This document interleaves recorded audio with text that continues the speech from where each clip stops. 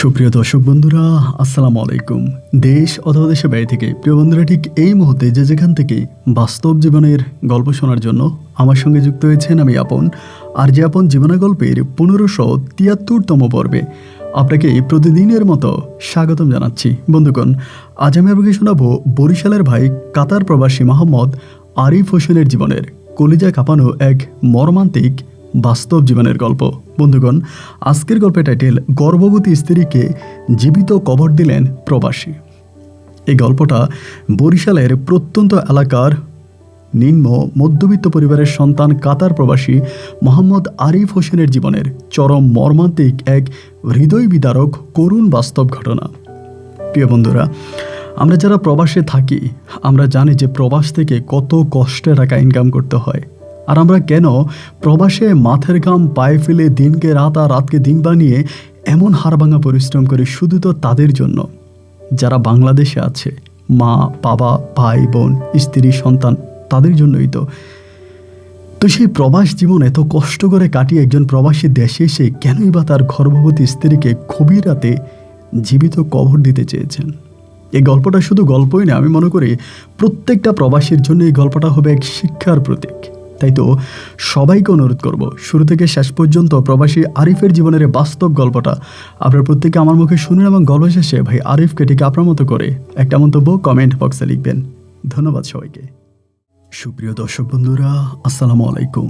আমার নাম মোহাম্মদ আরিফ হোসেন, আমার বাড়ি বরিশাল বিভাগে। বন্ধুরা, আমি আমার জীবনের গল্পটা শুরু করার শুরুতে আপনাদেরকে আমার পরিবারের সম্বন্ধে জানিয়ে রাখি। আমার পরিবারে আমি আছি, আমার বাবা আছে, মা আছে, রয়েছে আমার দাদা দাদি সহ আমার কাকা ফুফি। আমাদের পরিবারে আরও সদস্য রয়েছে আমার বড় একটা বোন সহ ছোট দুইটা ভাই আর ছোট একটা বোন। আমরা টোটাল 2 বোন 3 ভাই। আমাদের পরিবারটা বরিশাল বিভাগ থেকে অনেক দূরের কোনো এক অজপাড়া গায়ের এক নিম্নবিত্ত পরিবার। আমার বাবা পেশে একজন কৃষক। আমি খুব ছোটোবেলা থেকে দেখে আসছি আমার বাবা কৃষিকাজ করে এবং কৃষিকাজ করে বাবা যে টাকা ইনকাম করতো তা দিয়ে আমাদের পরিবারটা চালাতে বাবা হিমশিম খেয়ে যেত। ঠিকমতো আমাদের মুখে 3 বেলা 3 মুঠো ভাত তুলে দিতে পারতো না। এমন করে আমার শৈশবের দিনগুলো কাটে। অনেকেই বলে থাকে আমি নাকি হলাম গোবরের পদ্ম ফুল। আমি পেটে ভাত পাই নাই, ঠিকমতো জামা কাপড় পরতে পারি নাই, কিন্তু তারপরেও ছোটোবেলা থেকে আমি পড়াশোনার প্রতি খুব মনোযোগী ছিলাম। অন্যের বই এনে পড়তাম এবং স্কুলে যাওয়ার জন্য খুব কান্নাকাটি করতাম। পড়াশোনার প্রতি খুব আগ্রহ ছিল। তাই তো বাবা শত দুঃখ কষ্টের মাঝেও আমাকে স্কুলে ভর্তি করায়। আমি স্কুলে পড়াশোনা করি। একটা সময় আমি ক্লাস 5-এ পরীক্ষা দিই, মানে বৃত্তি পরীক্ষা দিই, এবং সেখানে আমি বৃত্তি পাই। আমি যখন আমাদের স্কুল থেকে বৃত্তি পাই তখন আমাদের গ্রামের সব মানুষগুলো আমাকে অনেক বেশি ভালোবাসতে শুরু করে। সবাই বাবাকে বলে তুমি একজন অভাবী মানুষ, তারপরেও আল্লাহ তোমার ঘরে এমন একটা মানিক দিয়েছে, তুমি কোনোভাবে আরিফের পড়াশোনা বন্ধ করাবা না। আরিফ যদি পড়াশোনা করে মানুষের মতো মানুষ হতে পারে তবে আরিফের জন্য আমাদের পুরো গ্রামটা একটা দিন এই এলাকার মধ্যে মাথা তুলে দাঁড়াবে। আরিফের নামে একদিন আমাদের গ্রামটা পরিচিত হবে। তুমি আরিফকে মানুষের মতো মানুষ হিসাবে গড়ে তোলো, আমরা আছি তোমার পাশে। এমন কথা যখন গ্রামবাসীরা বলতেছিল আমার বাবার গর্বে তখন বুকটা ভরে গেল। বাবা তখন স্বপ্ন দেখতে শুরু করলো নিজের কিডনি বিক্রি করে হলেও আমার পড়াশোনা করাবে। কোনোভাবে আমার পড়াশোনা বাবা বন্ধ করবে না। যেমনটি প্রতিজ্ঞা করেছিল তেমনটি বাবা কাজ করতেছে। আমার ছোট অনেকগুলো ভাই বোন, বড় বোনটাও তখন প্রায় বিয়ের বয়সী হয়ে গেছে। আমার বড় বোনটাকেও ঠিকমতো বিয়ে দিতে পারতেছে না, তারপরেও বাবা আমাকে ঠিকঠাক মতো পড়াশোনা করাচ্ছে। আমার খাওয়া দাওয়া, পড়াশোনা, পোশাক আশাক সব কিছুর প্রতি আমার বাবার ছিল এক অন্যরকম আকর্ষণ। আমি ঠিকমতো খেয়েছি কিনা, আমি ঘুমিয়েছি কিনা, আমার জন্য বাবা বাকি ভাই বোনদের জন্য বাবার যে ভালোবাসা ছিল আমার জন্য বাবার মনে তার থেকেও অনেক বেশি ভালোবাসা ছিল। এই জন্য আমার বাকি ভাই বোনেরা আমাকে নিয়ে অনেক বেশি হিংসা করত। এমন করে আমি আস্তে আস্তে করে বড় হতে থাকি। একটা পর্যায়ে আমি প্রায় মোটামুটি অনেকটাই বড় হয়ে যাই। আমি তখন আমাদের এলাকার স্কুল থেকে এসএসসি পরীক্ষা দিই। দুর্ভাগ্যবশত আমার এসএসসি রেজাল্টটা খুব বেশি একটা ভালো হয়নি। আমি ভেবেছিলাম আমি ফার্স্ট ডিভিশনে পাশ করব, কিন্তু সেটা আমার হয়নি। তারপরেও বেশ ভালোই রেজাল্ট করি। এসএসসি পাশ করার পরে আমি তখন আব্বার সঙ্গে মাঠে ঘাটে কাজ করি, ওই যে রেজাল্ট আউট হওয়ার আগ মুহূর্ত পর্যন্ত। এমন করতে করতে আমাদের গ্রামেরই এক কাকা আছে এবং উনি আমার আব্বার সঙ্গে বেশ ভালো সম্পর্ক। উনি শহরে থাকে। ওনার নাম হচ্ছে কামাল কাকা। মানে ওনাকে আমরা কামাল কাকা বলে ডাকি। উনি সেখানে একটা টেকনিক্যাল বিশ্ববিদ্যালয়ে পড়াশোনা করায়, মানে শিক্ষক আর কি। তো উনি আমার বাবার মুখ থেকে আমার গল্প শুনে একদিন আমাকে দেখতে আসছে আমাদের এখানে। দেখতে এসে আমাকে বলে, এখন তো মাত্র এসএসসি পরীক্ষা শেষ হলো, এখনও তো রেজাল্ট আউট হয় নাই, তুমি যদি এই মুহূর্তে কোনো একটা কাজ শিখো তবে তেরে তোমার ভবিষ্যতে অনেক কাজে আসবে।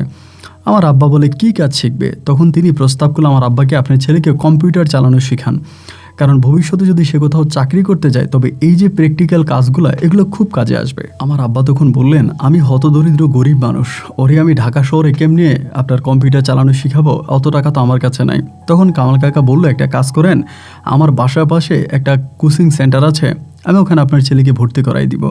ভর্তি বাবদ অল্প কিছু টাকা লাগবে, সেই টাকাটা আপনি দিয়েন, আর বাকিটা আমার বাসায় থেকে ও ক্লাস করতে পারবে। ওখানে তো দুই মাসের মতো ক্লাস হবে এবং 2 মাস আমার এখান থেকে ও পড়াশোনা করবে।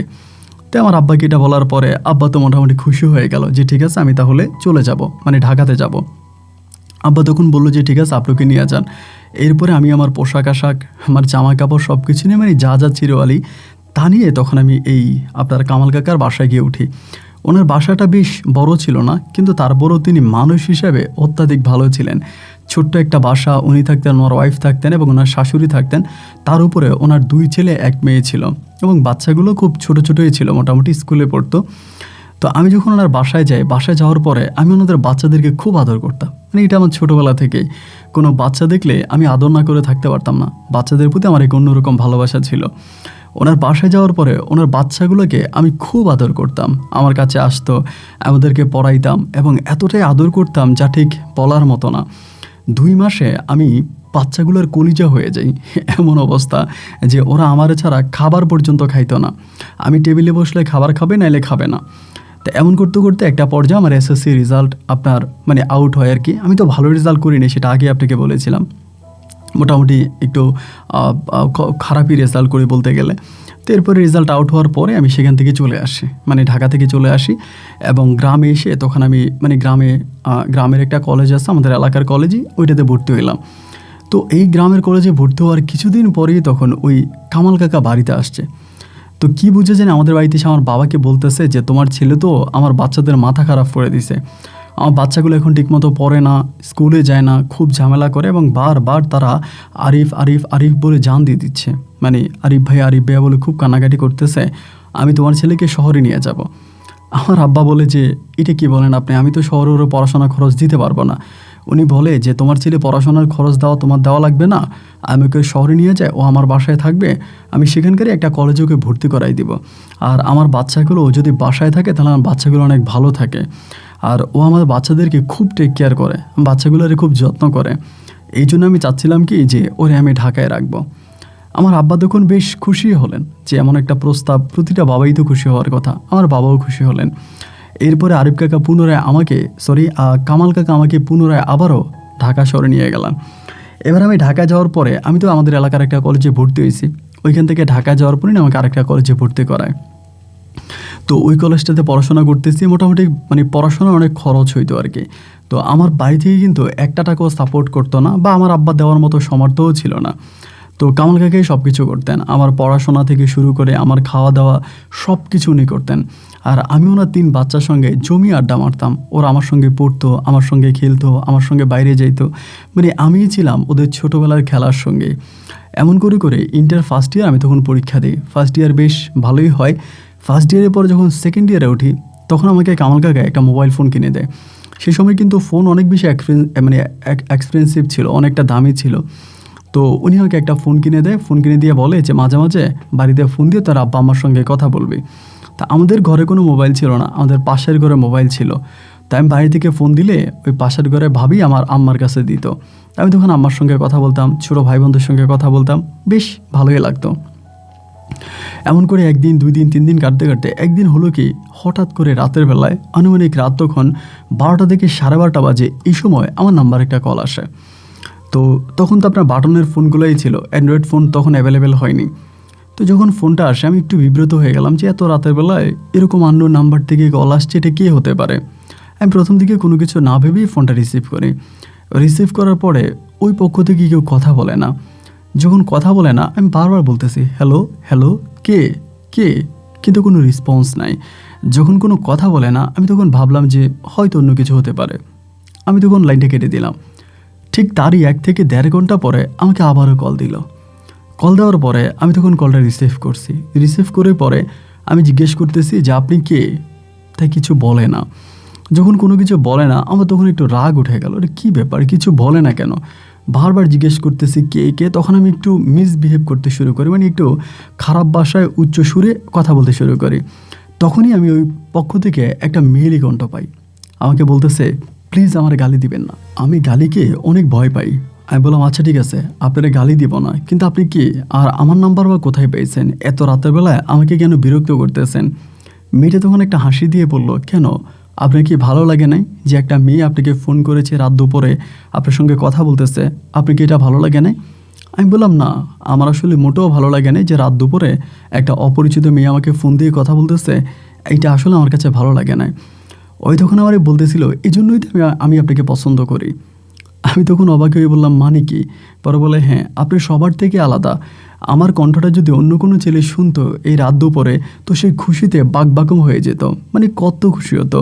আর আপনি আমার কণ্ঠটা শোনার পরে সত্যি একটু বিরক্তি হয়েছেন, আপনার কণ্ঠ শুনে যা বোঝা গেল। তার মানে আপনি সবার থেকে আলাদা, আর আপনি যে সবার থেকে আলাদা এজন্য আমি আপনাকে পছন্দ করি। আমি বললাম কী নাম আপনার। বলে আমার নাম সেজতি। তাই আমি বললাম সেজতি, আপনি কোথায় থাকেন আর কেনই বা আমাকে কল দিচ্ছেন। পরে আমাকে বলে আমি আপনার কাছ থেকে বেশ দূরে থাকি না, কাছাকাছিই থাকি। তখন আমি বললাম কোথায় থাকেন। তখন সে আমাকে একটা মাঠের নাম বলল, মানে কাকার বাসার পাশেই একটা মাঠ আছে এবং মাঠের পাশে কিছু বস্তি বাড়ি আছে, যেগুলো ধরুন আপনার বস্তি মানুষজন থাকে আর কি, ওই বস্তি বাড়িতে থাকে। তো আমি প্রতিদিন বিকালবেলায় আমার ওই কাকাতো ভাই বোনদেরকে নিয়ে ওই মাঠে ঘুরতে যাইতাম। মাঠে ওদের সঙ্গে খেলাধুলা করতাম, দৌড়াদৌড়ি করতাম এবং আবার চলে আসতাম। মাঠের অনেকের সঙ্গে আমার কথাবার্তা হতো এবং অনেকের সঙ্গে আমার ফোন নম্বরও আদান প্রদান হয়েছে। তো আমি তখন বললাম যে আপনি ওই মাঠের পাশেই থাকেন। বলে হ্যাঁ, আমি মাঠের পাশেই থাকি, তবে একটা কথা বলে রাখি আমি কিন্তু বড় লোক না, আমি কিন্তু গরিব, আমরা কিন্তু বস্তিতে থাকি। আমি বললাম দেখেন, আপনি বস্তিতে থাকেন আর রাজপ্রাসাদে থাকেন, এতে কিছু যায় আসে না। আর মানুষ শুধু অর্থের দিক থেকে ধনী হলে সে প্রকৃত ধনী নয়, যারা মনের দিক থেকে ধনী তারাই প্রকৃত ধনী আমি মনে করি। ও বলে জানেন, মেয়েটা তখন বলতেছে আপনি যে এত সুন্দর করে কথা বলেন, আমি যত আপনার কথা শুনি ততই তো পাগল হয়ে যাই। আমি বললাম সেজতি, বলেন তো আমার নাম্বারটা কোথায় পেয়েছেন। বলে ভাই আপনার নাম্বারটা পাইতে আমার বেশ কষ্ট হয়েছে, আমাকে বেগ পাইতে হয়েছে অনেক। আমি আসলে আপনি যে মাঠে আসতেন বাচ্চাগুলো নিয়ে খেলতেন, আপনি নিজেও একটা ত্রিকোটার পরে আসতেন, গেঞ্জি গায়ে দিয়ে আসতেন এবং আপনাকে সত্যি অনেকটা ভালো লাগতো, মানে অনেক বেশি পছন্দ করতাম আপনাকে। তো আসলে আমরা তো বস্তির মানুষ, সামনে গিয়ে আপনার সঙ্গে কথা বললে হয়তো আপনি কথাও বলতেন না, এই জন্য বেশ কষ্ট করে আপনার নাম্বারটা ম্যানেজ করি এবং নাম্বার ম্যানেজ করে আজ আপনাকে ফোন করেছি। আর সত্যি মনে আপনাকে ফোন করে আমি বিরক্ত হয়ে করেছি। আমি তখন বললাম যে দেখেন, আপনি যদি এটা ফোন করে মানে এটা ভেবে ফোন করে থাকেন যে আমি বেশ বড়লোকের ছেলে, আমি একটা ফ্ল্যাটে থাকি, এটা যদি আপনার চিন্তাভাবনা হয়ে থাকে তাহলে আপনি ভুল করতেছেন। আমি কোনো বড়লোকের ছেলে না, আমার বাবা গ্রামের একজন খেটে খাওয়া দিনমজুর। আমার অনেকগুলো ভাই বোন আছে যারা আসলে 3 বেলা 3 মুঠো ভাত খেতে পারে না। আমি যে বাসায় থাকি এটা মূলত আমার এক কাকার বাসা, আর আমি যে বাচ্চাগুলো নিয়ে মাঠে খেলতে চাই এরা আমার কাকাতো ভাই বোন, আর আমি আপনার থেকেও আরও বেশি গরিব। পরে বলে আল্লাহর কাছে অনেক শুক্রিয়া। আমি বললাম কেন। বলে এই কারণে যে আমিও চাচ্ছিলাম যে আপনি যেন একটু গরিব হন, আর আপনি যদি গরিব হন তাহলে আমি আপনাকে সহজে পেয়ে যাব, ধনী হলে তো আর আপনাকে সহজে পাওয়া যাবে না। আমি বললাম সে যদি আপনি ভুল করতেছেন, আমি আসলে এই মুহূর্তে কারোর সঙ্গে সম্পর্ক করা আমি আসলে ওসবের মধ্যে নাই। আমার জীবনে অনেক কষ্ট আছে এবং আমাকে নিজের পায়ে দাঁড়াতে হবে, ইন্টার পাস করতে হবে, পড়াশোনা শেষ করতে হবে, এরপরে চাকরি বাকরি করে আমার হতদরিদ্র পিতার জীবন পাল্টাতে হবে। আমি পড়াশোনা করে অন্তত শেষ বয়সে হলে আমার বাবাকে একটু শান্তি দিতে চাই। সো প্লিজ আপনি আমাকে আর ফোন টোন দিবেন না। এইটা বলে আমি তখন বারবার লাইন কেটে দিচ্ছিলাম। তখন সে আমাকে মাঝে মাঝে ফোন দিত, বিকালে ফোন দিত, দুপুরে ফোন দিত। আবার বাচ্চা নিয়ে যখন খেলতে যেতাম, আমি বেশিরভাগ যখন খেলতে যেতাম তখন মোবাইল নিতাম না, আর যেদিন মোবাইল নিতাম তখন আমাকে বলতো আচ্ছা আপনি এভাবে খেলতেছেন কেন, আপনি বাচ্চার মতো খেলেন কেন, আপনি টি শার্টটা অনেক সুন্দর, আপনি অনেক দৌড়াইতে পারেন, মানে ও আমাকে এগুলো বলে। আমি তখন এইদিকে তাকাই ওদিকে তাকাই, কারণ এটা তো একটা বস্তি পারে, ওখানে তো অনেক মানুষ থাকে। তাই আমি বললাম যে মানে আপনি কোথায়, আমি তো আপনাকে দেখতে পাচ্ছি না, আপনি এই কথাগুলো কোত্থেকে বলতেছেন, আপনি একটু সামনে আসেন, আমি আপনাকে দেখি। ও তখন বলে, কেন, আমাকে দেখলে কি বিয়ে করে ফেলবেন? আমি বললাম, আরে বাবা, বিয়ের কথা আসতেছে কেন? আপনি আমাকে দূর থেকে দেখেন এবং আপনি আমার সঙ্গে কথা বলেন, এটা আমার কাছে একটু কেমন কেমন জানি মনে হয়। আপনি যদি আমার সামনে আসতেন, আপনাকে সামনাসামনি একটু দেখতাম, কথা বলতাম, এটা কি ভালো হতো না? ও আমাকে বলা, আসবো যেদিন আপনি আমাকে মন থেকে ভালোবাসবেন এবং আমার জন্য একটা লাল বেনারসি শাড়ি কিনবেন। যেদিন আমার জন্য একটা লাল বেনারসি শাড়ি কিনবেন, আমি সেদিনে বউ সেজে আপনার ঘরে যাব। ওর এই কথাগুলো শুনতাম আর আমি বেশ অবাক হয়ে যেতাম। আমি কোনো কিছু মানে মনে করতাম না। এইভাবে দিন যায়, রাত যায়, প্রায় প্রতিদিনও আমাকে ফোন করে। আমার সঙ্গে কথা বলে, আমাকে মানে একরকম বিরক্ত করতেছে। এমন করতে করতে 14 ফেব্রুয়ারি বিশ্ব ভালোবাসা দিবস। তো এই 14 ফেব্রুয়ারি দিন বিকেলবেলা, ওই দিনের বিকেলে আমি কাকাতো ভাই বোনগুলোকে নিয়ে মাঠে খেলতেছিলাম। এই সময়ের ভিতরে আপনার প্রায় মাগরিবের কিছুক্ষণ আগ মুহূর্তে এমন সময় হঠাৎ করে একটা লাল এবং সাদা বর্ণিল একটা শাড়ি পরে অনেকগুলো মানে সুচ্চ গোলাপ নিয়ে একটা মেয়ে আমার সামনে এসে দাঁড়ালো। আমি তার দিকে দেখে বেশ অবাকই হয়ে গেলাম। মেয়েটাও দেখতে শুনতে খুবই সুন্দরী, অনেকটা পাতলা লম্বা এবং চেহারাটা বেশ মায়াবী। আমি তখন বললাম যে, কি আপনি? আমার সামনে ফুলগুলো নিয়ে যখন দাঁড়ালো, আমার ভিতর তখনই কেন জানি মনে হলো যে না, এটাই সম্ভবত সেজুতি। আমার ধারণাটা ভুল হলো না। আমি যখন জিজ্ঞেস করলাম যে কে আপনি, তখনই বলতেছে যে আমি সেজুতি। আমি বললাম, সেজুতি? আমি যেই সেজুতির সঙ্গে ফোনে কথা বলি, আপনি কি সেই সেজুতি? বলে না, আপনাকে যেই সেজুতি বিরক্ত করে আমি সেই সেজুতি। আমি তখন একটা হাসি দিয়ে বললাম, হ্যাঁ, এরকম করে বলার কি আছে? আর আপনি যে আমাকে বিরক্ত করেন, এটা আমি আসলে বিরক্ত মনে করি না। আর আপনি আমাকে ফোন করেন, এটা আমার কাছে আসলে খুব যে বেশি খারাপ লাগে তাও না। তবে পরে বলে যে না, আর শাক দিয়ে মাছ ডাকার চেষ্টা করবেন না। আপনি যে আমার ফোনে বিরক্ত হন, এটা আমি ভালো করেই জানি। আমি বললাম, আচ্ছা ঠিক আছে, তো আজকে হঠাৎ করে এমন শাড়ি টাড়ি পরে ফিটফাট হয়ে বুংবাং করে আমার সামনে ফুল নিয়ে আসার কারণটা কি? বলে, আজ আমি আপনাকে প্রপোজ করব। আমি বললাম, কেন? বলে, আজকেই তো প্রপোজের দিন, তাই না? আজ বিশ্ব ভালোবাসা দিবস। আজ আপনার সঙ্গে আমার মনের ভালোবাসাগুলো আমি আদান প্রদান করব। আমি তখন বললাম, সে যদি আমি আপনাকে আবারও মনে করাই দিচ্ছি, আমি আসলে কোনো ভালোবাসার সম্পর্কে জড়াতে চাই না। আর আরেকটা বড় কথা হচ্ছে কি, যে আমার ফ্যামিলিটা সত্যিই অন্যরকম একটা ফ্যামিলি। আমি আমার ফ্যামিলির জন্য আমার অনেক দায়িত্ব, অনেক কাজ, আমাকে আমার সেই দায়িত্বগুলো পালন করতে হবে। আর আমি জানি এই মুহূর্তে আমি যদি কোনো প্রেমের সম্পর্কে জড়িয়ে যাই, তবে আমি আমার শিক্ষা জীবন থেকে অনেক দূর পিছিয়ে যাব। ও তখন আমাকে আবারও বলে, তাই তো বলি, আমি আপনাকেই পছন্দ করি, কারণ আপনি এই সমাজের প্রত্যেকটা ছেলের কাছ থেকেই সম্পূর্ণ আলাদা। যেখানে আমাকে দেখার পর ছেলেদের জিভে পানি চলে আসে, আমাকে বিয়ে করার জন্য হুমড়ি খেয়ে পড়ে, এবং কত ছেলে আমাকে প্রতিদিন প্রপোজ করে, যার হিসাব নাই। কিন্তু আপনি একমাত্র পুরুষ যাকে আমি প্রপোজ করার পরে সে আমাকে ইগনোর করতেছে।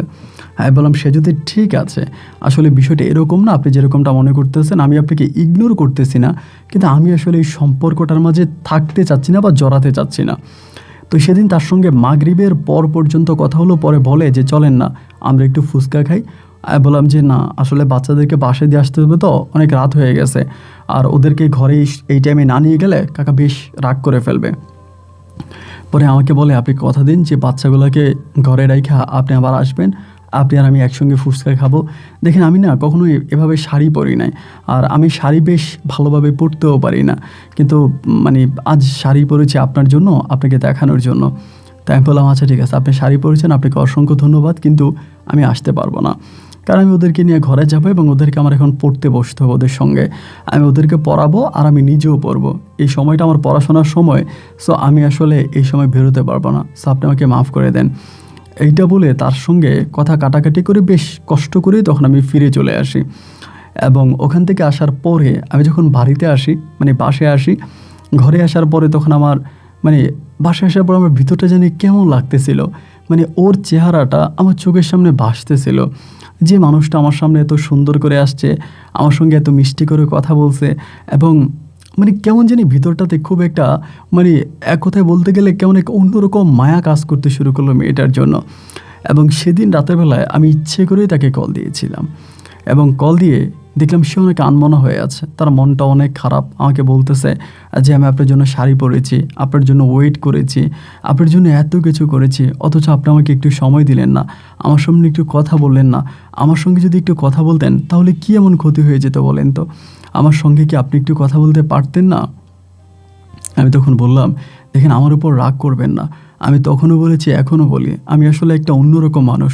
আমার ভিতরে ভালোবাসার থেকেও বেশি আমার ফ্যামিলির জন্য। আমি আমার ফ্যামিলির জন্য কিছু করতে চাই। ও বলে, আমার সাথে যদি সম্পর্কে জড়ান তবে ফ্যামিলির কোনো ক্ষতি হবে না, আমি আপনার উপকারই করব, কখনো ক্ষতি করব না। আমি বললাম, সত্যি আমার জীবন চলার পথে সামনের দিনগুলোতে আপনি আমার হাতে হাত ধরে থাকবেন, আমার সঙ্গে একটা স্বর্ণালী সকালে যাবেন।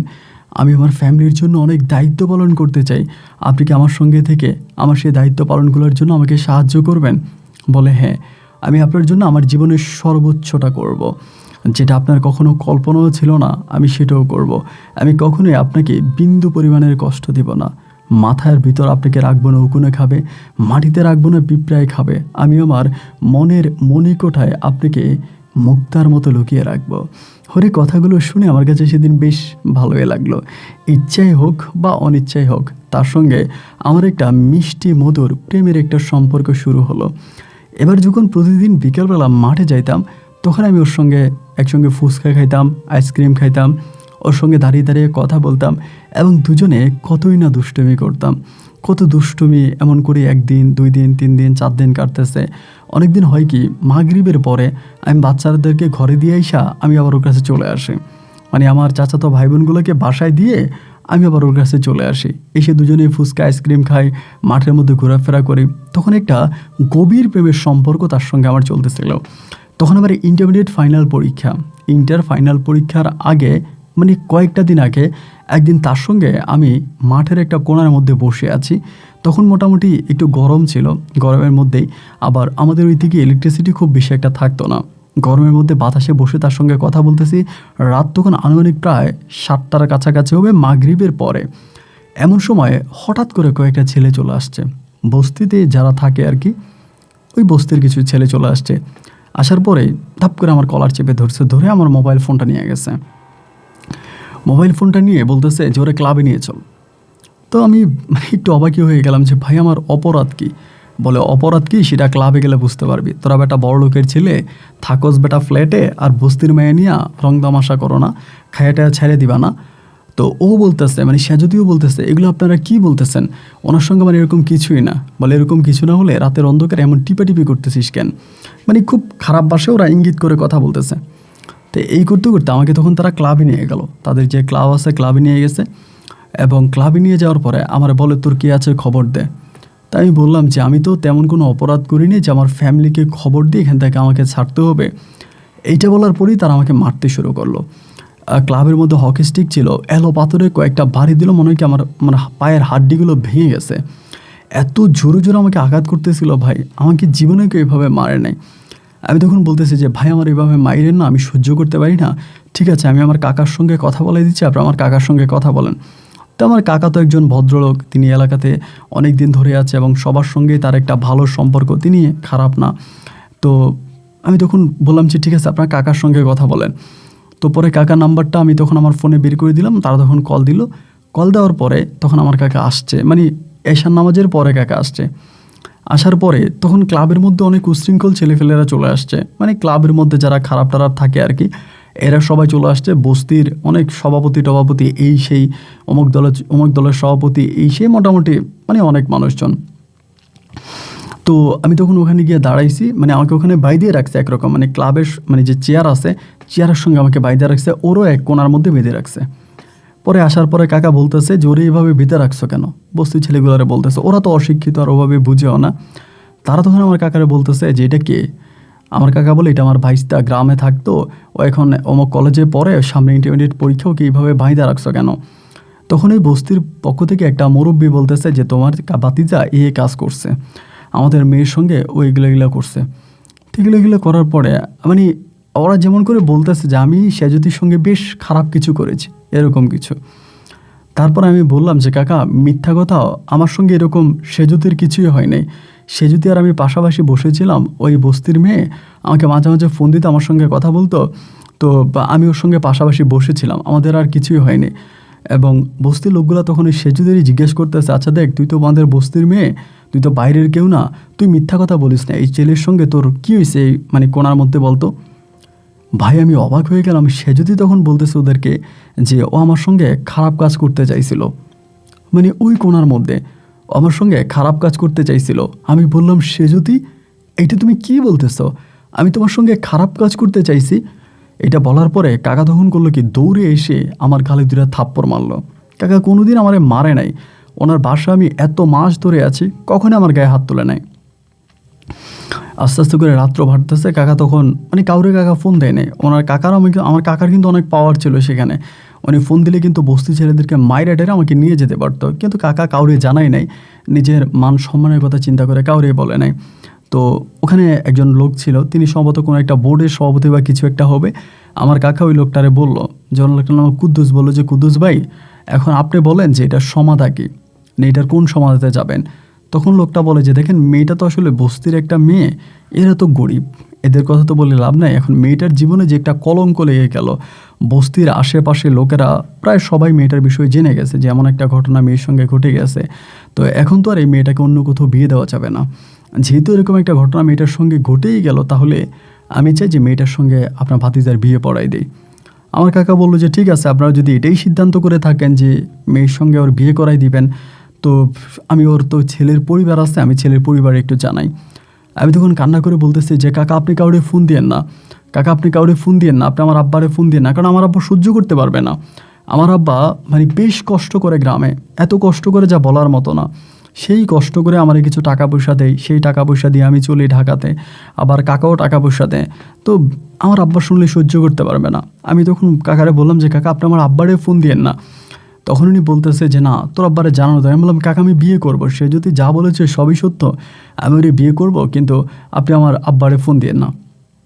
তখন তিনি আমার আব্বাকে ফোন দেওয়া বন্ধ করলো, ফোন না দিয়ে বললো যে ঠিক আছে কুদ্দুস ভাই, আপনি কাজে নিয়ে আসেন।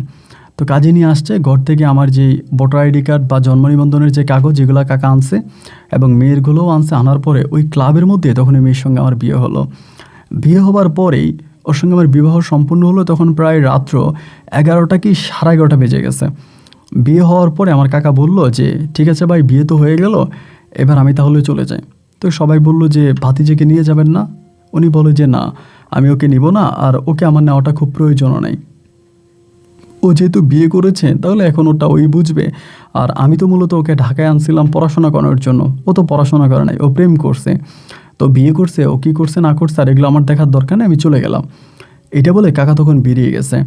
বেরিয়ে যাওয়ার পরে সে যদি আমার হাতটা ধরছে, ভাই তখন আমার রাগে ফেটে যাচ্ছিল শরীরটা, যে আমি ওরে কিছু একটা করে ফেলবো, মানে সে যদি কিছু একটা করে ফেলবে, এতটা রাগ উঠে গেছিলো আমার। এমন সময় সেজুতের বাবা মা এসে আমারে বলতেছে যে আব্বু চলো আমাদের বাসায় চলো। তা আমি তো আসলে যেতে চাই না ভাই, সত্যি কথা বলতে আমার মানে পা চলতেছে না।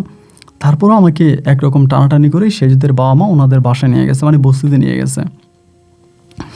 আমি গরিব হতে পারি, কিন্তু এমন পরিবেশে আমি কখনোই থাকি নাই। তো আমাকে ওখানে নিয়ে গেছে, নিয়ে যাওয়ার পরে ওরা বাসর ঘর সাজাইতেছে। আমার তো চোখের পানিতে বুক ভেসে যাইতেছে যে আমার সাথে এটা কী হইলো, আমার সাথে এটা কেন হইলো, কেন তারা আমার সঙ্গে এরকম একটা চিটিং করলো। আমি কান্না করতেছি ওখানে বসে বসে। পরে করলো কি যে ওর বাবা মা তখন করলো আপনার একদম ফুল টুল দিয়ে খুব সুন্দর করে বাসর ঘর সাজাইলো। সাজিয়ে সে বাসর ঘরে আমাকে আর সেজো থেকে পাঠাইলো। আমি বাসর ঘরে বসে বসে কান্না করতেছিলাম। একটা মেয়ে যেমন করে কান্না করে, আমি তেমন করে কান্না করতেছি। ও আমাকে বলে যে তুমি কান্না করতেছো কেন? আমারে বলে তুমি যাকে ভালোবাসো তুমি তো তাকেই পাইছো, তাহলে কান্না কেন করতেছো? আমি তখন বললাম যে সে যদি তোমার একটা কথা জিজ্ঞেস করবো, তুমি সত্যি করে বলবা? ও আমাকে বলে হ্যাঁ বলবো, আজকে যেহেতু আমাদের বাসর রাত, এটা প্রতিটা মেয়ের জন্য খুবই স্পেশাল একটা রাত্রি, সো এই রাত্রিতে আমি তোমাকে মিথ্যা বলবো না, তুমি বলো। আমি বললাম সে যদি তুমি আমার সঙ্গে এরকম চিটিংটা কেন করলা, তুমি আমার সঙ্গে এরকম বেইমানিটা কেন করলা, তুমি কেন আমাকে এমনভাবে ফাঁসাই দিলা? ও তখন বলে তুমি এরকম করে বলতেছো কেন, আমি কিভাবে তোমাকে ফাঁসাইলাম? আমি বললাম সবাই তোমাকে জিজ্ঞেস করতেছিল ওই অন্ধকারে তোমার সঙ্গে আমার কি হয়েছিল, তুমি সবার কাছে কেন বললা যে আমি তোমার সঙ্গে খারাপ কাজ করতে চাইছি? ও তখন একটা মুচকি হেসে বলে এটা যদি আমি না বলতাম তাহলে তো তোমার সঙ্গে আমার বিয়েটা হতো না। আমি চাচ্ছিলাম যে যেহেতু এখানে একটা ঘটনা ঘটেই গেছে, তোমার সঙ্গে আমার বিয়ে হয়ে যাক, কারণ আমি তোমাকে পছন্দ করি। আমি জানি যে তোমার কাকা যদি এখান থেকে তোমাকে ছুটাই নিতে পারে, তাহলে তোমাকে মাইরা গ্রামে পাঠাই দিবে। তোমাকে গ্রামে পাঠিয়ে দিবে আর তোমাকে এখানে রাখবে না।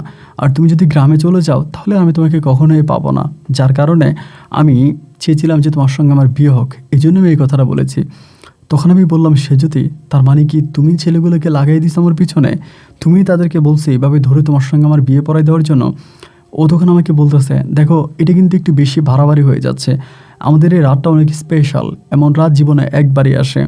সো তুমি উল্টাপাল্টা কথাবার্তা বলে এই রাতটাকে কলঙ্কিত করো না প্লিজ, এই সব কিছু বাদ দাও।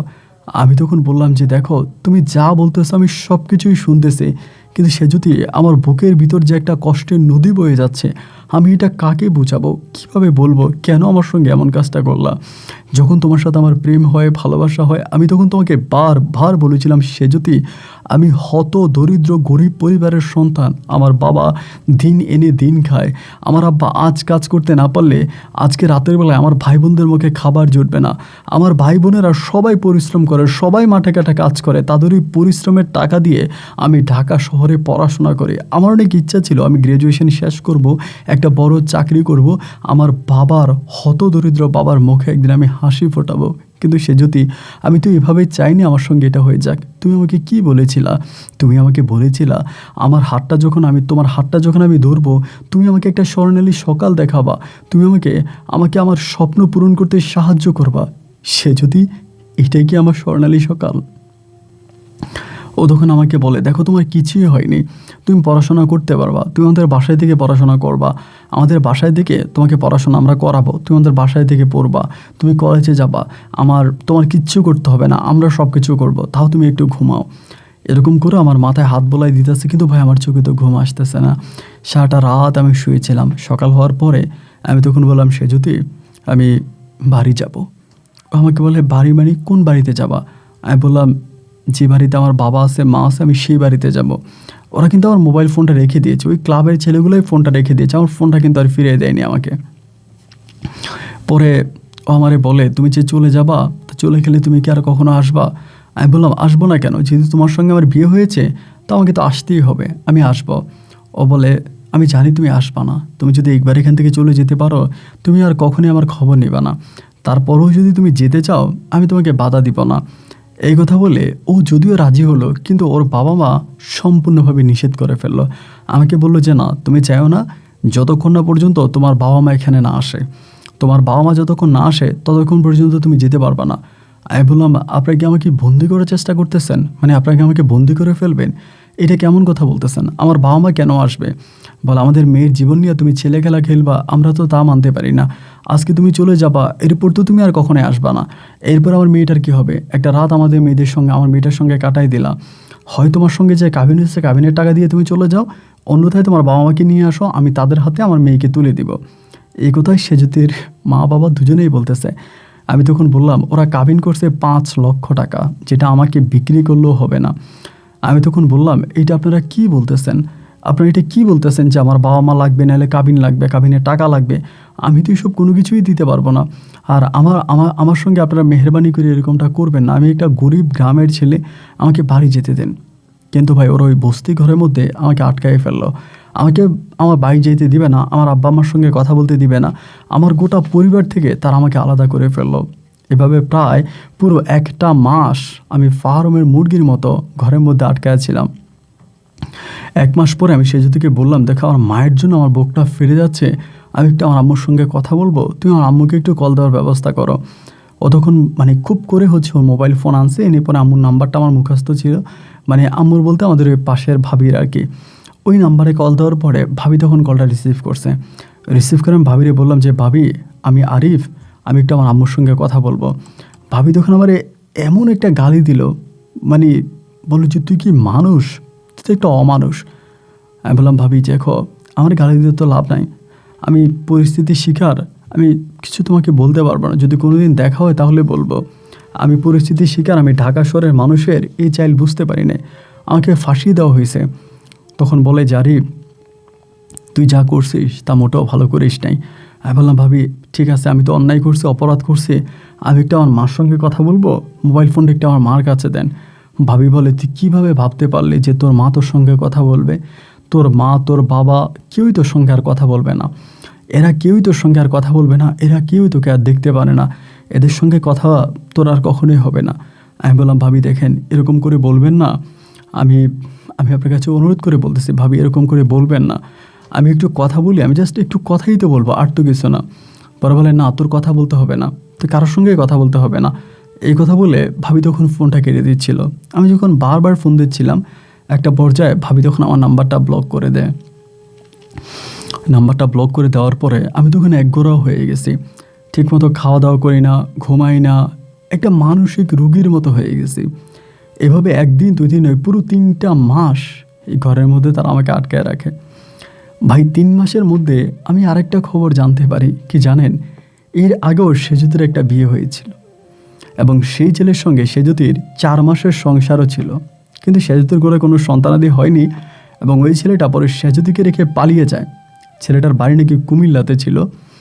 সেজুতিকে রেখে ছেলেটা পালিয়ে যায় এবং এরপরেই ছেলেটা আর কখনোই আসে নাই। এটি সেজুতির জীবনে প্রথম বিয়ে বা প্রথম প্রেম, কিন্তু এটা আমাকে সেজুতিও বলে নাই, আর সেজুতির পরিবার আমাকে এটা বলে না। আমি সেজুতিকে বিয়ে করার পরে এই জিনিসটা আমি তাদের পরিবারের থেকেই জানতে পারি।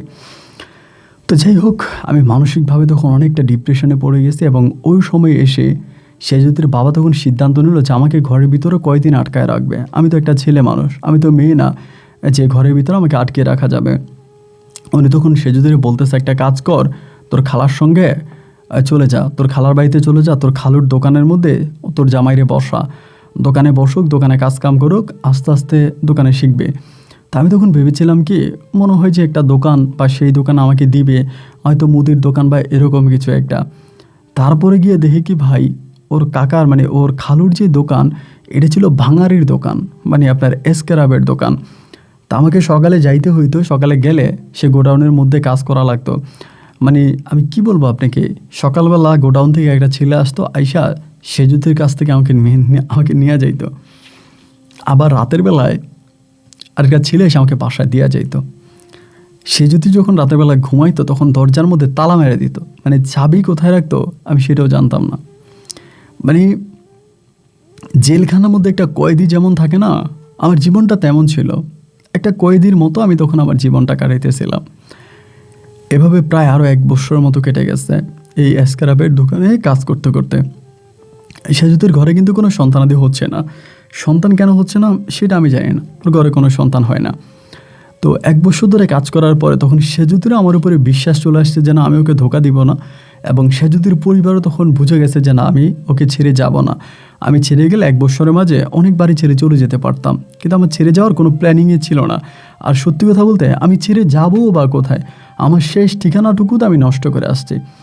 পরে সেজুতির পরিবার আর আমাকে আটকাইলো না, বা সেজুতিও আমাকে এরকম ঘরের মধ্যে তালাবন্দি করে রাখলো না। তখন আমরা দুজনেই মিলে এখান থেকে চলে গেছি, ওর খালুর বাড়ি থেকে চলে গেছি। চলে গিয়ে আমরা তখন ঢাকার মধ্যে একটা বাসা ভাড়া করি। তখন আমি চাকরি, যেহেতু আমি এসএসসি পাস করছি, আমি তখন গার্মেন্টসের আপনার কাটিংয়ের মধ্যে একটা চাকরি পাই, সিকিউরিটি কাটিং যাদেরকে বলে আর কি, ওখানে তখন একটা চাকরি পাই।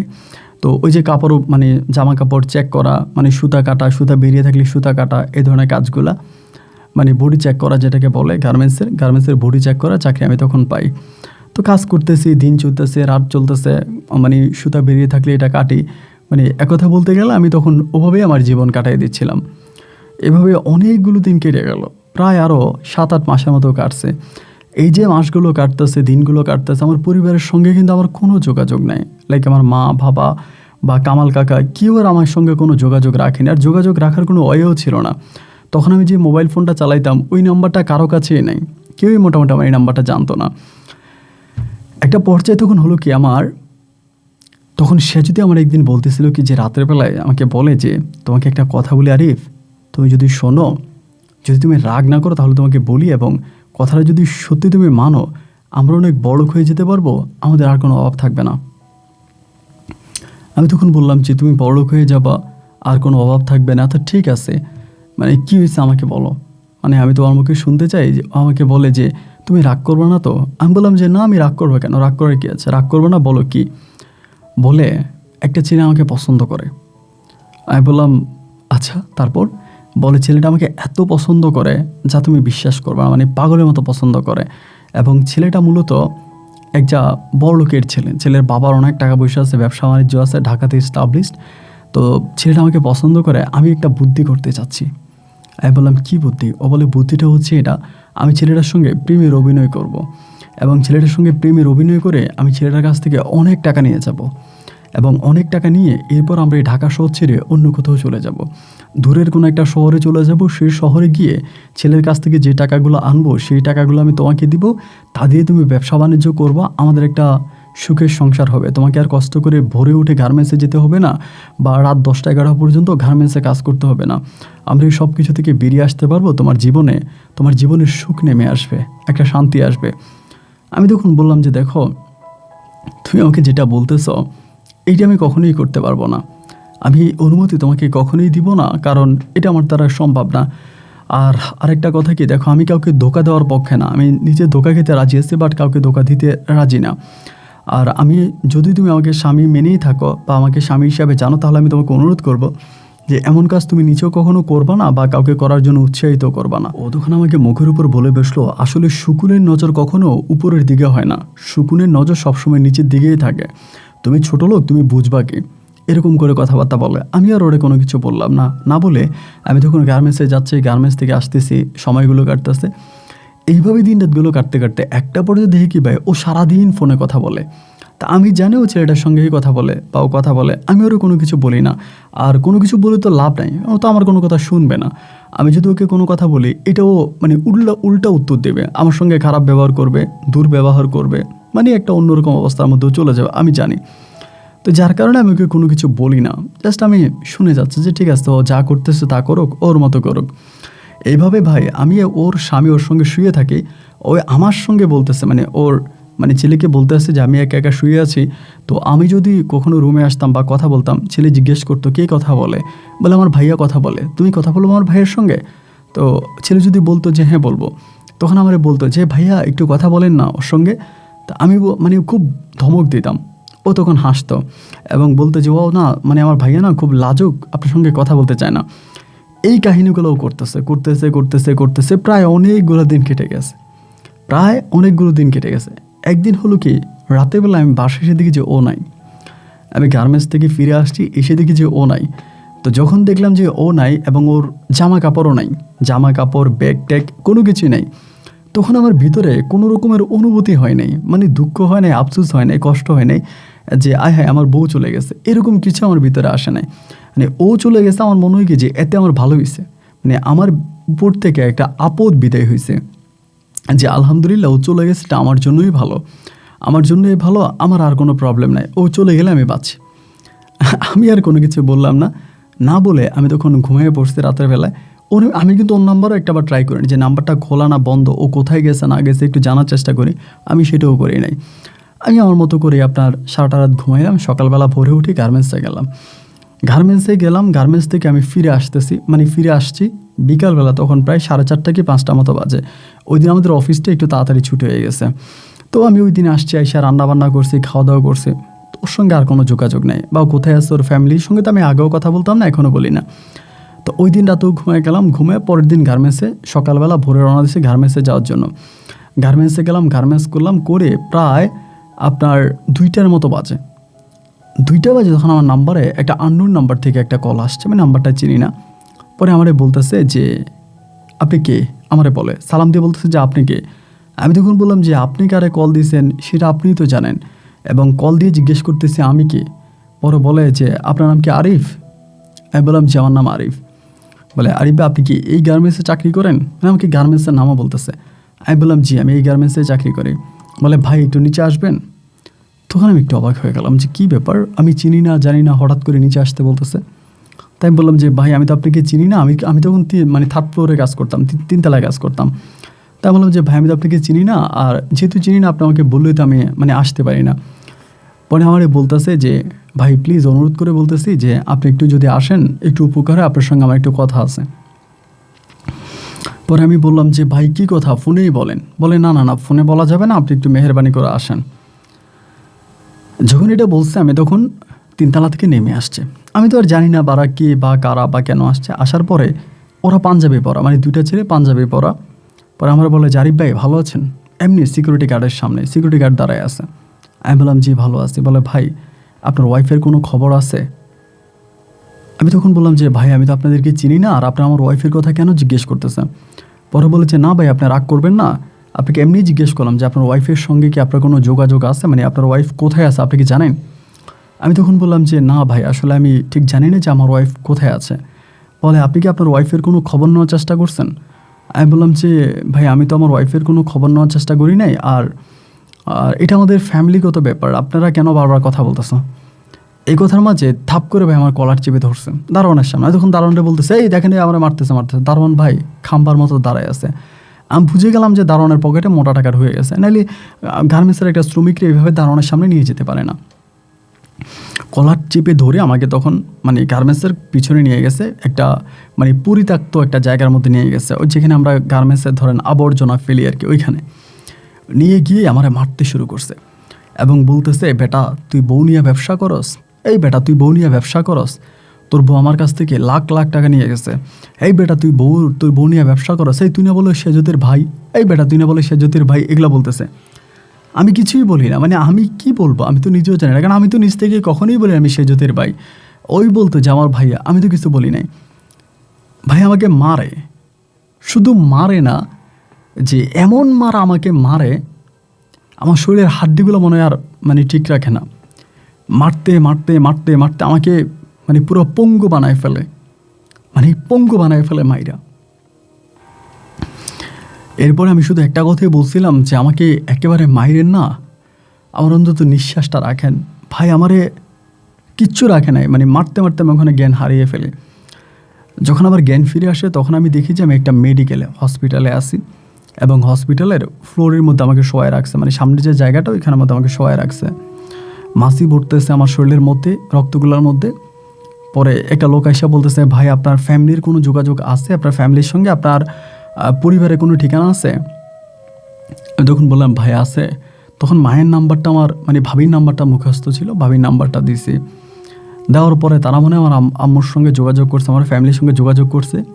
তার পরের দিন আমার ফ্যামিলি তখন ঢাকাতে আসে, আমার মা বাবা এবং ওই কামাল কাকা, যে কামাল কাকার বাসায় আমি আগে থাকতাম, উনি সব আসে। আসার পরে তারা তখন আমাকে ওখান থেকে ঢাকা থেকে আমাকে তখন বরিশালে আমাদের গ্রামে নিয়ে যায়। গ্রামে নিয়ে যাওয়ার পরে আমাকে অনেকেই দেখতে আসে, কারণ আমি বহু বছর গ্রামের সাথে সম্পর্ক নাই, বহু বছর গ্রামে থাকি না, আমাকে অনেকেই দেখতে আসে। তো দেখতে আসে অনেকেই দেখতে আসে। এভাবে প্রায় আমি বহুদিন যাবৎ হসপিটালে ছিলাম, হসপিটালে এখানে সেখানে থেকে পরে আমি বাড়িতে আসছি।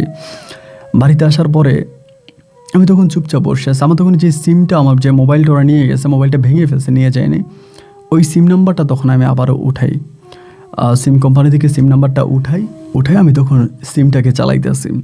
এভাবে সিমটা উঠানোর কয়েকদিন পরেই হঠাৎ করে আমার এই নাম্বারে একদিন সে যদি কল করে, একটা অপরিচিত নাম্বার থেকে, আমি চিনি না। আপনার দুপুরবেলা তখন আমি পুকুর পাড়ে বসে আছি, তখন আমি কলটা রিসিভ করছি। আমারে বলে আরিফ তুমি মোবাইল ফোনটা বন্ধ করে রাখছো কেন?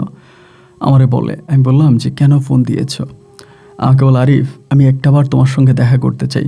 আমি বললাম আর কি বাকি আছে, আমি তো মৃত্যুর হাত থেকে ফিরে আসছি। সে যদি তুমি যে ছেলেগুলোর কাছে আমার ভাই পরিচয় দিলা, এরা তোমাকে এইভাবে পিটাইছে, আমাকে এইভাবে মারছে, আমাকে এত কষ্ট দিছে, সে যদি তুমি কেন আমার সঙ্গে এরকমটা করলা?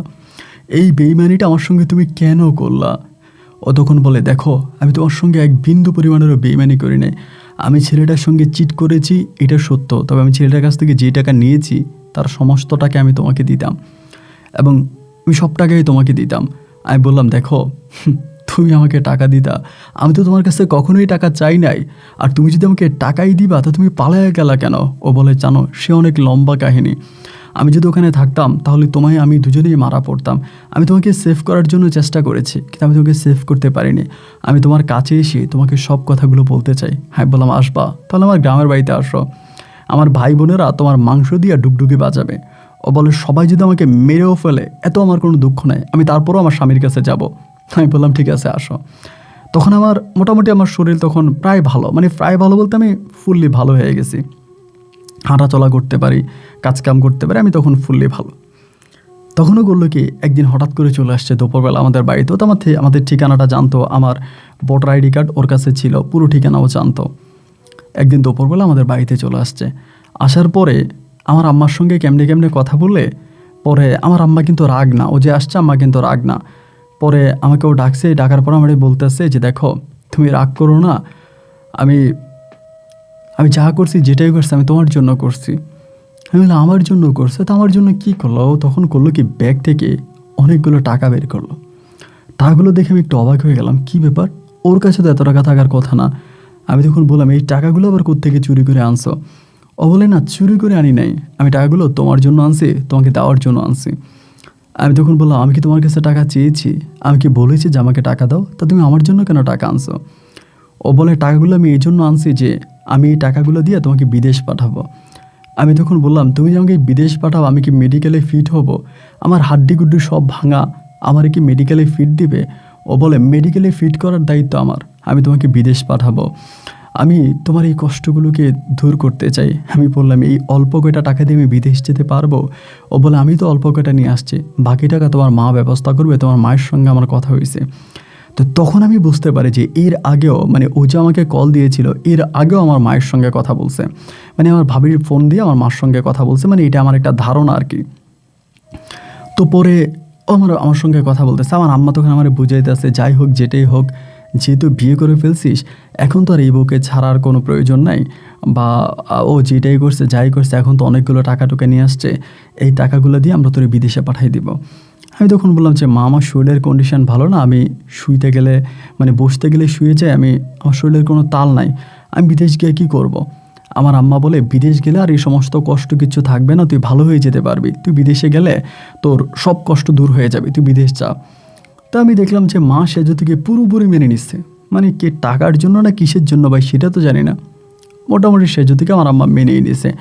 এখন মেনে নিয়ে আমার আম্মা বলতেছে যে তাই তোর আমরা বিদেশ পাঠাই দিব, তুই যদি বিদেশ যাস তাহলে আস্তে আস্তে তোর যে ছোটো ভাইগুলো আছে এক এক করে তুই সবাইকে নিয়ে যাবি, সবাইকে তুই বিদেশ নিয়ে যাবি, এবং এরপরে আমাদের যে দারিদ্র, এই দারিদ্রতা থেকে আমরা বেরিয়ে আসতে পারবো, আমাদের আর কোনো অভাব থাকবে না। আমি মাকে বললাম যে এসব কথা আর আমাকে বলে লাভ নাই, তুমি আর আমাকে এসব কথা বলতে আইসো না, বা আমি কোনো কিছু শুনতে চাই না। আমার আম্মা আর কোনো কথা না বাড়াইয়া, মানে কোনো কিছু না বলে তখন আমার সঙ্গে বলল যে ঠিক আছে তাইলে আমি তোর বিদেশ পাঠাবো, মানে বিদেশ পাঠিয়ে দিবে। তো তারা তখন কথাবার্তা বলতেছে, আমাকে পাসপোর্ট করাইছে, পাসপোর্ট টাসপোর্ট সব কিছু কমপ্লিট করালেও করে আমাকে তখন বিদেশ পাঠিয়ে দিবে। মানে আমার যে কোত্থেকে আমার জীবনটা কোন দিকে যাচ্ছে আমি নিজেও বুঝতে পারি না। মানে আমার কাছে মনে হয় যে আমার জীবনটা একটা পালতোলা নৌকার মতো, বাতাস যেদিকে আমাকে নিয়ে যায় আমি সেদিকেই যাচ্ছি, আমার নিজের কোনো কন্ট্রোলিং আমার মাঝে নাই। তারপর আমার আম্মা কথাবার্তা বলে বিদেশের জন্য সব কিছু ঠিকঠাক করলো, করে তখন আমাকে কাতার পাঠিয়ে দেবে, এবং সে জ্যোতির কোনো আত্মীয়র মাধ্যমে তারা, মানে কীভাবে আমার আম্মা কী করছে আমার আম্মাই জানে, তখন ওখানে টাকা টুকা দিয়ে আমাকে তখন কাতারে পাঠায়। তো আলহামদুলিল্লাহ একটা সময় আমার বিষয় চলে আসে, বিষয় আসার পরে তখন আমার আব্বা মানে হুজুর দাওয়াত দেয় এবং কোরআন খতম করায় সবাইকে মিলাদ টিলাত পরে আব্বা তখন আমাকে মানে আপনার কাতারে পাঠিয়ে দেয়। আমি তখন কাতারে চলে যাই। তো কাতারে যাওয়ার পরে আমার কাজটা বেশ ভালোই ছিল, আমার আসলে যে কাজের কথা বলে আমাকে বাংলাদেশ থেকে নিয়ে আসছিল আমাকে সেই কাজে দিয়েছিল। কাজ করতেছি বেশ ভালোই চলতেছে। তো আমার আব্বা আম্মা সবাই সেজুতির সঙ্গে উঠা বসা মানে সর্বদিক থেকে ভালো। আমি বিদেশে আসার পরে আমি সর্বপ্রথম টাকা ইনকাম করে সেজুতির ঋণটা পরিশোধ করে ফেলি, যে আমি সেজুতিকে কোনো অভাবে রাখতে চাই না, বা আমি ওর টাকাটা দিয়ে দিব। এবং ওরে টাকাটা দিয়ে আমি বললাম যে যে ছেলের কাছ থেকে তুমি চিট করে টাকা নিয়ে আসছো সেই ছেলে তো আমাকে অনেক মারছে, তো আমাকে মারছে, আমার তার উপরে কোনো অভিযোগ নাই, কোনো রাগ নাই, কিন্তু তুমি টাকাটা ছেলেটাকে দিয়ে দিও, আমি টাকা তোমাকে পাঠিয়ে দিতেছি, তুমি ছেলেটার টাকা মাইরা খাও না, ওরা টাকাটা দিয়ে দিও।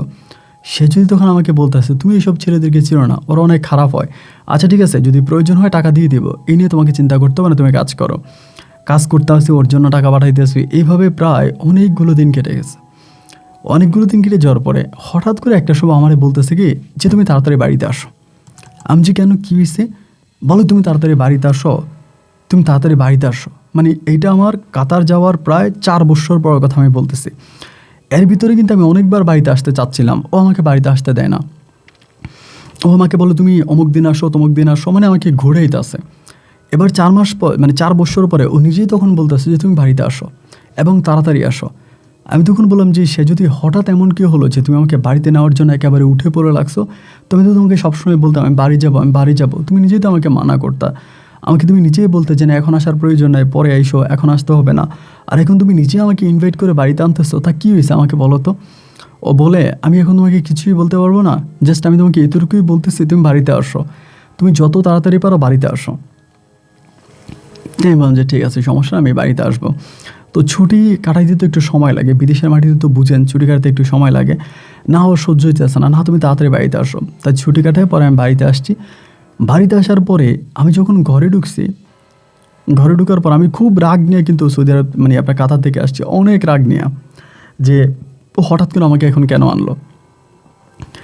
বাড়িতে আসার পরে রাতের বেলা যখন আমি ওর সঙ্গে শুইলাম, শোয়ার পরে আমার ভিতর তখন কেমন জানি খুব ডাউট লাগতেছে, মানে ওর চলন বলন কথাবার্তা সব কিছু কেমন জানি একটু সন্দেহজনক লাগতেছে।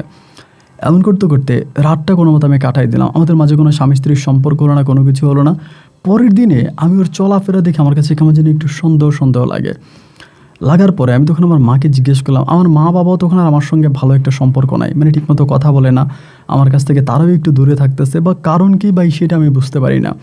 আমি বিদেশ করে তো সবাইরই টাকা দিছি, মা বাবা ভাই বোন সবাইরই টাকা দিছি, সবার সঙ্গে আমার সম্পর্ক ছিল, কিন্তু এখন কেন আমার পরিবার আমার সঙ্গে এরকম করতেছে। তো তৃতীয় রাতের কথা আমি কি বলতেছি, তৃতীয় রাত আমি মানে ফুললি তখন বুঝলাম যে সে যদি গর্ভবতী, এটা তৃতীয় রাতের কথা আমি বলতেছি। ওর পেটে হাত দিলে বুঝতে পারলাম যে তার পেটে বাচ্চা আছে। তখন প্রায় আপনার আমার আব্বা আম্মা ওই দিন বাড়িতে ছিল না, আমার ভাই বোনরাও বাড়িতে ছিল না, শুধু আমি আর সে যেতেই ঘরে ছিলাম। তখন আমরা আলাদা একটা বাড়ি বানাইছি, মানে আলাদা একটা বাড়ি বলতে আমাদের অন্য এখানে একটু জায়গা ছিল, সেখানে আমরা নতুন করে ঘর বানাইছি, পুরান বাড়ি থেকে চলে আসছে নতুন বাড়ি। তারপরে আমি বললাম সে যদি তোমার পেটে তো মনে হয় বাচ্চা আছে। ও আমারে বলে কে বলছে আমার পেটে বাচ্চা আছে। আমি বললাম তা তুমি আমার এত তাড়াতাড়ি চলে নিয়ে আসলা কেন, এত তাড়াতাড়ি আমাকে দেশে কেন আনলা? আমি নিজে তোমাকে বললাম আমি দেশে আসবো, তুমি আমাকে বলতেছো না পরে এসো, আর এখন তুমি নিজেই চিল্লি করে আমাকে তাড়াতাড়ি দেশে নিয়ে আসলা, তার কারণটা কি? আমাকে বলতেছে আমি বাচ্চা নেব এই জন্য দেশে আনছি তোমাকে। আমি বললাম তা আমি বাড়িতে আসলাম 2 দিনও হলো না, তোমার পেটে বাচ্চা চলে আসছে, এই বাচ্চা কার? ও বলে তোমার। আমি বললাম মানি আমার বাচ্চা হয় কেমনে? আমি তো ছিলাম বিদেশ, 4 বছর আমি বিদেশ ছিলাম, বিদেশ থেকে আমি যেদিন আসলাম আজকে তৃতীয় রাতে আমি বুঝতেছি যে তোমার পেটে বাচ্চা আছে। ধরলাম আমি যেদিন আসছি সেদিন আমাদের মাঝে অনেক কিছু হয়েছে, তাহলে 3 দিনে তো আর পেটে বাচ্চা হতে পারে না। আমাকে বলে দেখো এত কথা জানার চেষ্টা করো না, যা বলছে তাই করো, আমি তোমার বিদেশ পাঠাইছি। তখন ভাই শরীরের রক্তগুলো টকবক করতেছে, মানে অনেক সহ্য করেছে এবং সহ্যের মনে শেষ সীমাতে চলে আসছে। আর আমার আব্বা আম্মু এই জন্যে আমার উপরে রাগ যে ও গর্ভবতী হয়ে গেছে। আর বিদেশ যাওয়ার পর আমার আব্বা আম্মা অনেক বলতো যে ও ঢাকায় চলে যায়, বারবার ঢাকায় চলে যায়, বিভিন্ন ছেলেদের সঙ্গে ফোনে কথা বলে, এগুলো আমার আব্বা আম্মা বলতো, কিন্তু আমি এগুলো কোনো আমলে নিতাম না বা বলতাম না, যে যাই হোক ওরা আমি কোনো কিছুতে মানে বাধা দিতাম না। তো সেদিন রাতে মনে হলো যে না ওকে আর ছাড়া যাবে না, ওরে যদি আমি ছাড়ি তা আল্লাহ আমাকে ক্ষমা করবে না, আমি এবার ওর উপরে চরম প্রতিশোধ নিব এবং এমন প্রতিশোধ নিব যা ও মৃত্যু পর্যন্ত মনে রাখবে। তো সেদিন আকাশে প্রচুর বিদ্যুৎ চমকাচ্ছিল, মানে বৃষ্টি আসবে একটা মোহমোহ একটা ভাব। তো বাড়িতে সেদিন কেউ ছিল না, তখনই আমি ওর পেটের মধ্যে একটা লাথি মারলাম। লাথি মেরে বললাম যে ওই সন্তানের বাবাকে তুই আমারে বল, এবং ওর গলাটা চেপে ধইরা কয়েকটা ঘুষি মারছে, ওর গালে মুখে এখানে সেখানে কয়েকটা ঘুষি মারছি। মারামারির একটা পর্যায়ে ও তখন জ্ঞান হারিয়ে ফেলে, মানে জায়গার মধ্যে জ্ঞান হারিয়ে ফেলে। তখন কিন্তু বাইরে ঘুরে বৃষ্টি পড়তেছে এবং প্রচুর বিদ্যুৎ চমকাচ্ছে আকাশে।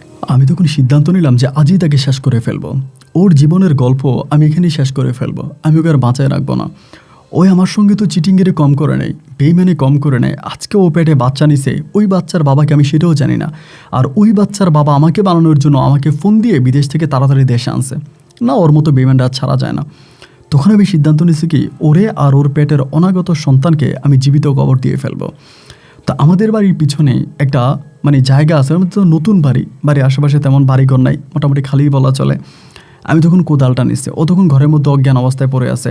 আবার আমি যাওয়ার সময় বাইরে দিয়ে তালা মেরে গেছে যাতে ও টেন না পায়, মানে ও যাতে উঠলেও চলে যেতে না পারে। আমি কোদাল নিয়ে আমাদের এলাকার মধ্যেই একটা মানে আমাদের বাড়ির সামনে মানে বাড়ির পিছনে একটা মোটামুটি অনেক বড় একটা আপনার গাছ আছে, কি বলে তাল গাছ আছে, অনেক বড় তাল গাছের নিচে আমি তখন এই কোদাল দিয়ে গর্ত করতেছি, যে আমি ওকে কুকুর যেমনি মানুষ মরে গেলে মাটি দিয়ে দেয়, আমি কুকুরের মতো চাপা দিব। গর্তটা করতেছি মোটামুটি এখানে তো আপনার গাছের শিকড় ছিল, আর তাল গাছের শিকড় তো আপনার জানানো শক্ত হয়। আমি কোবায় গর্তটা মোটামুটি বেশ বানায় তখন ঘরে গেছি, তখনও গুড়ি বৃষ্টি পড়তেছে, বৃষ্টি তখন মোটামুটি ভালোই পড়তেছে, বৃষ্টি হইতেছে। এবং বৃষ্টি হইতেছে দেখে আমি তখন করলাম কি, আমার আমি যে গর্তটা করলাম, গর্তটা অতটা বেশি হয় নাই। তখন আমি করছি কি, ওরে কাঁধে করে এরকম পিঠে করে কাঁধে করে আনছে তাল গাছের নিচে আইনা। তখন আমি চিন্তা করলাম যে গর্তটা আমি আরও বানাবো। এটা চিন্তা করে তখন আমি কি করলাম, এই তাল গাছের পাশে আমি ওরা রাখার পরে আমি 2টা কোপ দেওয়ার পরে আমার ওই কোদালের ইয়েটা ভেঙে গেছে। কোদালের যে ডাঁটটা ছিল, যেটা দিয়ে ধরে আমি কোপ দিতাম, ওইটা ভেঙে গেছে, লাঠিটা ভেঙে গেছে। ভেঙে যাওয়ার পর আমি চিন্তা করছি তাহলে আমি কোদাল কই পাবো এখন। তা আমার জানা মতো আমাদের ঘরে আরেকটা কোদাল আছে। তো তখন বৃষ্টি পড়তেছে, কিন্তু মোটামুটি বৃষ্টি শুরু হয়ে গেছে। তখন আমি কি করলাম কি, ওই তাল গাছের নিচে বসায় রেখে আমি ঘরে গেছিলাম বাকি কোদালটা আনার জন্য। যার একটা ঘরে কোদাল আছে ওইটা আনবো, ওইটা এনে ঘরটা আরও বড়ো করবো, এরপর ওরা আমি ওইখানে মাটি চাপা দিব। তো ঘরের মধ্যে গেলাম বাকি কোদালটা আনতে। ওই কোদাল আনতে যাওয়ার পরে হঠাৎ করে একটা শব্দ হলো, বিদ্যুৎ চমকালো। এবং বিদ্যুৎ চমকানোর একটা শব্দ হওয়ার পরে আমি তখন তাড়াহুড়ো করে বেরিয়ে আসছি ঘর থেকে। বেরিয়ে এসে দেখি কি, যে তাল গাছের মাথার মধ্যে আগুন জ্বলতেছে। যে তাল গাছের নিচে আমি ওকে বসায় দিয়ে গেছিলাম, ওই তাল গাছের মাথার মধ্যে এরকম আগুন জ্বলতেছে, ধোঁয়া বের হইতেছে। তখন আমি চিন্তা করলাম কী ব্যাপার, তাল গাছের মাথার মধ্যে আগুন জ্বলতেছে, ধোঁয়া বেরোচ্ছে, তার কারণটাকে। এবার দৌড়ে নিচে আসছে, আমার হাতে টর্চলাইট ছিল, টর্চলাইট দিয়ে টিপ দিয়ে দেখি যে আমার বউ পুরো আঙ্গার হয়ে গেছে জয়লা, ওর মুখে দিয়ে শরীর দিয়ে একরকম ধোঁয়া বেরোইতেছে। আমি তখন চিন্তা করলাম যেটা কী হলো। ওরে আমি দৌড়ছি, ধরা মাত্র তখন ডুলে পড়ে গেছে। তাল গাছের সাথে হেলান দেওয়া ছিল, হেলান দেওয়া অবস্থার মধ্যে যখন আমি ধরলাম, ও তখন একপাশ হয়ে পড়ে গেছে। আমি তখন বুঝতে পারলাম যে ও মারা গেছে। ওর উপরে ঠাটা পড়ছে, যেটা বলে আল্লাহর গজব পড়ছে। তো আমি তখন ওরে এরকম ওই অবস্থার মধ্যে আমি তখন আমার মায়েরে ফোন দিলাম, বাবারে ফোন দিয়ে বললাম যে আপনাদের বউ মারা গেছে, তাড়াতাড়ি বাড়িতে আসেন। তা আমার আব্বা আম্মা বাড়িতে আসবে, বা আমি তখন করলাম কী করা যায়। আমি তখন ওরা কাঁধে করে ওই অবস্থার মধ্যে, ও তো তখন পুরো পুড়ে গেছে, কয়লা হয়ে গেছে। আমি আসছি, আইনজা ওরে উঠানের মধ্যে রাখার পর আমি গিয়া লোকজন ডাক দিছি। আশেপাশে যে বাড়িঘর আছে, ও তো একা, একদম একা উঠানে রাখা। আশেপাশের যে লোকজন আছে আমি ওদেরকে গিয়া ডাক দিলাম যে আপনারা আসেন, এই ঘটনা, আমার স্ত্রী মারা গেছে। পরে আশেপাশে থেকে মানুষজন আসে। সকালে সূর্য ওঠার পরে আমার আব্বা আম্মাও আসার পরে ও মারা গেছে, ওর পরে ঠাটা পড়ছে। তো সবাই আমারে বলতেছে কীভাবে ঠাটা পড়ছে। আমি বাইরে গেছে, বাইরে ঠাটা পড়ে মারা গেছে। এবং এর পরের দিন দুপুরবেলা ওর দাফন হয়। ঢাকা থেকে ওর বাবা মা, ওর আত্মীয় স্বজন সবাই আসে। এর পরের দিন ওকে ইয়ারা নিয়ে যায়, পুলিশে নিয়ে গেছিল, পুলিশে পোস্টমর্টেম করে কাইরা। এর পরের দিন আমরা লাশ নিয়ে আসি হসপিটাল থেকে। আনার পরে তারপরে তার দাফন কাফন হয়, আমি তাকে দাফন করে ফেলি। তো আমি একটা কথাই বলি যে ওই পাপীটাকে আমি মারতে পারি নাই। আল্লাহ হয়তো এমন একটা পাপী মেরে আমার হাতকে অপবিত্র করতে চায় নাই, যার জন্য আল্লাহ নিজেই তাকে নিয়ে গেছে। আমি আদৌ জানি না ও যে পেটের যে সন্তানটা ছিল সেই সন্তানের বাবা কে ছিল। আমি আদৌ জানি না ও আমাকে ঘরের ভিতরে রেখে হঠাৎ করে পালিয়ে কেন গেল। আমি তাও জানি না যে হঠাৎ করে এতগুলো টাকা নিয়ে এসে আমাকে বিদেশ কেন পাঠালো। আপন ভাই, এরপরে আমি আবারও পুনরায় কাতারে চলে আসি। বহু বছর যাবর কাতার থাকি, এবং কাতার থেকে আমি ট্যুরিস্ট ভিসার মাধ্যমে ইউরোপে চলে যাই। গ্রিস বলে একটা দেশ আছে, গ্রিসে যাই, এবং এই মুহূর্তে আমি গ্রিসেই আছি। ওখানে আমি কাজ করি, এবং এখন আমার গ্রিসের কাগজপত্র সব কিছুই হয়েছে, আমি সেখানে লিগেলভাবে কাজ করি। আপনার গল্পগুলো শুনি, ভালো লাগে, সেখান থেকে আমার জীবনের এই মর্মান্তিক ঘটনাগুলো আপনাকে জানালাম। চাইলে আপনি আমার গল্পটা রেকর্ড করতে পারেন। আমার আরও কথা আছে, আর বলতে পারছি না, এটুকুই বললাম। যদি পারেন গল্পটা রেকর্ড করবেন। ভালো থাকবেন। আসসালামু আলাইকুম।